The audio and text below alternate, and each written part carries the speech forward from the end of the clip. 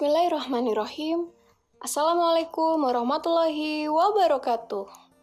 Halo anak-anak, berjumpa lagi di channelku Bu Guru Laras. Pada pertemuan kali ini, Bu Guru akan membahas materi kelas 3, tema 2, subtema 1, pembelajaran 6. Untuk membantu channel ini, jangan lupa kalian klik like, komen, juga subscribe ya. Dan kalian bisa share ke teman-teman kalian. Terima kasih. Oh iya anak-anak, karena kita masih berada di masa pandemi COVID-19 ini, diingatkan selalu kepada anak-anak untuk mematuhi protokol kesehatan dengan 5M ya. Yang pertama, menjauhi kerumunan. Yang kedua, menjaga jarak. Yang ketiga, memakai masker. Yang keempat, mencuci tangan. Dan yang kelima, membatasi mobilitas. Oke, kita langsung masuk ke materi ya. Ayo bercerita. Dayu senang dengan dongeng yang menceritakan kebaikan.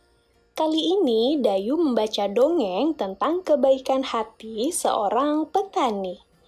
Ayah Dayu pernah bercerita tentang pekerjaan petani. Petani menanam benih tanaman di sawah atau ladang.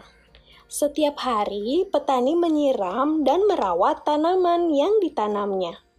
Hingga akhirnya tanaman-tanaman tersebut siap dipanen. Yuk kita baca dongeng berikut. Judulnya Petani yang Baik Hati. Ya, di sini ceritanya terdapat 5 paragraf ya anak-anak. Kalian simak setiap paragrafnya karena nantinya akan ada tugas untuk kalian membuat gambar yang menceritakan dongeng ini. Setiap paragrafnya ya gambarnya. Nanti Bu Guru akan bantu untuk membimbing kalian menggambarnya ya. Kita cerita terlebih dahulu. Untuk paragraf pertama, suatu hari tinggallah seorang petani yang baik dan murah hati. Pada saat petani itu pergi ke sawahnya, ia menemukan seekor burung pipit yang kakinya patah. Sang petani merasa kasihan. Ia pun membawa burung itu ke rumahnya yang sederhana. Sang petani langsung mengobati kaki burung tersebut. Setelah beberapa hari ia rawat, burung pipit itu ia lepaskan kembali ke alam bebas. Paragraf berikutnya, beberapa hari kemudian, pada saat petani itu sedang mengairi sawah dan mencabuti rumput liar, ia didatangi oleh burung pipit kecil yang telah ia tolong. Burung itu membawa 3 buah biji semangka pada paruhnya. Ia memberikannya kepada petani itu. Setelah itu, burung itu pun pergi. Petani itu sangat berterima kasih kepada burung. Kita lanjut paragraf ketiga. Besoknya, sang petani menanam biji-biji semangka itu di dekat rumahnya. Setelah ia mengurus bibit pohon semangka itu pun tumbuh. Semakin lama pohon itu semakin besar. Akhirnya, pohon semangka berbuah. Petani itu sangat senang. Ia mengambil 3 buah semangka itu. Lanjut paragraf keempat. Pada saat ia membelah buah semangka yang pertama, keluarlah beberapa bongkah emas dan berlian yang berkilauan. Petani itu merasa sangat kaget bercampur senang. Lalu ia membelah semangka yang kedua. Ternyata isinya adalah bahan-bahan bangunan. Petani itu merasa sangat bahagia. Lalu ia membelah semangka terakhir. Ternyata keluarlah para pekerja yang siap membangun istana yang megah untuk ia tinggali. Lanjut paragraf terakhir yang kelima. Akhirnya Karena kebaikan dan ketulusan petani itu, sekarang ia menjadi orang yang sangat kaya raya. Ia selalu membagikan hartanya kepada orang yang kekurangan dan selalu menolong orang yang butuh pertolongannya. Ya, sudah selesai untuk cerita petani yang baik hati. Sekarang kita lanjut ke tugas kalian. Buatlah gambar yang menceritakan dongeng petani yang baik hati. Untuk setiap paragrafnya, kalian buat gambarnya. Bu Guru berikan contoh ya gambarannya. Kalian bisa meniru atau bisa juga mengembangkan lagi ya. Atau boleh kerjakan sesederhana mungkin, sebisa kalian ya anak-anak. Ini untuk contoh gambar dari Bu Guru untuk di paragraf 1. Lalu berikutnya untuk di paragraf yang kedua, dan yang ini untuk gambar di paragraf ketiga. Jika kalian ingin menirunya, kalian bisa pause video ini ya anak-anak, atau diberhentikan sejenak. Selanjutnya, gambar di paragraf keempat. Lalu berikutnya gambar di paragraf yang kelima. Mudah ya anak-anak? Setelah selesai menggambar, yuk kita lanjut materi berikutnya. Ayo menulis. Sekarang masih tugas ya. Tulislah pesan yang terdapat pada dongeng petani yang baik hati. Ya, pesan yang bisa kalian tulis. Setiap perbuatan baik akan mendapat balasan yang baik pula. Itu jawabannya ya anak-anak. Lanjut, tulislah perbuatan baik yang telah dilakukan petani yang baik hati. Kalian bisa menuliskannya lebih dari 3 ya anak-anak. Misalnya, mengobati kaki burung pipit yang terluka. Lalu melepaskan burung pipit ke alam. Lalu berterima kasih kepada burung pipit yang telah memberinya bibit semangka. Lalu bisa juga merawat bibit semangka hingga berbuah. Dan yang lain selalu membagikan hartanya kepada orang yang kekurangan. Juga menolong orang yang butuh pertolongan. Kalian bisa pilih 3 kalimat ini saja atau boleh kalian juga tulis semua ya anak-anak. Ya, sekarang kita lanjut. Ayo berdiskusi. Diskusikanlah pertanyaan di bawah ini dengan orang tuamu. Mengapa kita harus berbuat baik kepada semua makhluk hidup, khususnya kepada tanaman? Ya, jawabannya kita harus berbuat baik kepada tanaman karena tanaman adalah salah satu makhluk hidup. Itu contoh jawabannya ya anak-anak.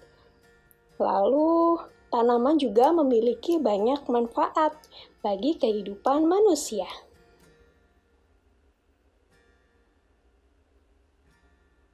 Dan kalian bisa menggunakan jawaban yang lain ya apabila memiliki jawaban yang lain. Sekarang kita lanjut, ayo berlatih. Dayu dan teman-temannya mengunjungi kebun manggis. Kebun manggis itu milik Paman Dayu. Dayu dan Siti membantu memasukkan buah manggis ke dalam karung. Karung Dayu berisi 540 manggis.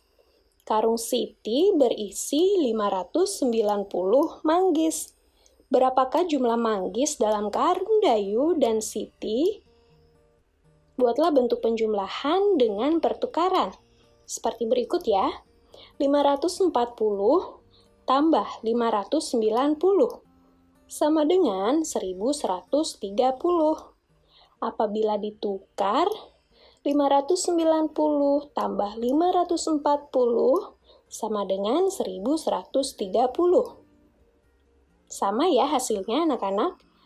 Maka 540 tambah 590 sama dengan 590 tambah 540. Ya, masih sama seperti kemarin ya matematikanya. Sekarang kita masuk ke soal. Nomor 1, keranjang Lani berisi 730 buah rambutan. Keranjang Edo berisi 400 buah rambutan. Berapakah jumlah rambutan di keranjang Lani dan Edo? Buatlah bentuk penjumlahan dengan pertukaran. Seperti contoh tadi ya, 730 tambah 400 sama dengan 1130.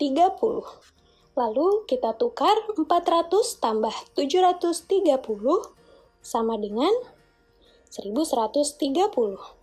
Hasilnya sama ya anak-anak.